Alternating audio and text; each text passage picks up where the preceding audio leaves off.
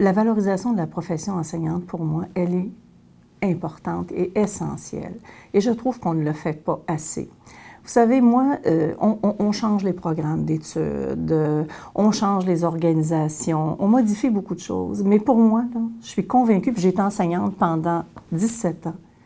La chose dont je suis le plus convaincue, c'est que la relation maître-élève est ce qu'il y a de plus important dans la réussite des élèves. Quand un élève côtoie des adultes qui sont signifiants pour lui, pour moi, là, ça fait toute la différence et c'est souvent sa plus grande source de mobilisation à aller à l'école et à poursuivre ses études. Et je dirais même notre personnel enseignant, puis notre personnel professionnel qui travaille auprès des élèves, tous les intervenants qui travaillent auprès des élèves sous-estiment souvent l'ampleur de l'impact qu'ils peuvent avoir chez les jeunes. Et c'est sûr qu'on travaille avec des jeunes, on ne voit pas non plus nécessairement les résultats l'année où on a ces enfants-là.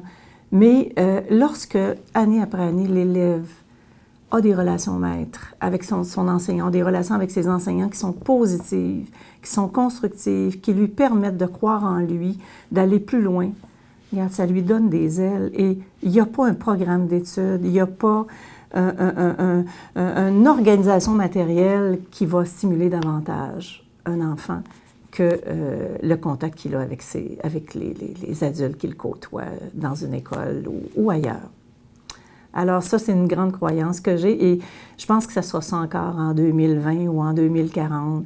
On ne changera jamais ça. Vous savez, j'ai été évidemment comme les élèves, je suis allée à l'école et je pense à certains enseignants.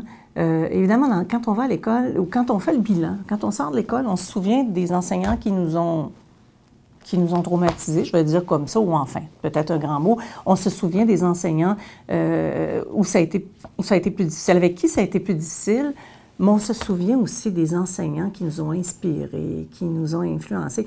Moi, je me souviens en secondaire 4, premier cours de chimie, ce prof-là était vraiment extraordinaire, croyait que tout le monde pouvait réussir dans une matière qu'on ne connaissait pas, qui était de les sciences. On sait que les sciences, parfois, font peur.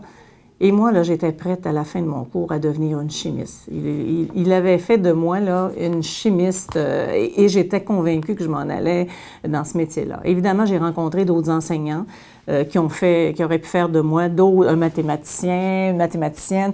Et ce que ça me disait, c'est à quel point ces gens-là peuvent nous placer aussi ou peuvent nous aider à avoir une autre vision du monde. Et je trouve ça extraordinaire. Et je toujours...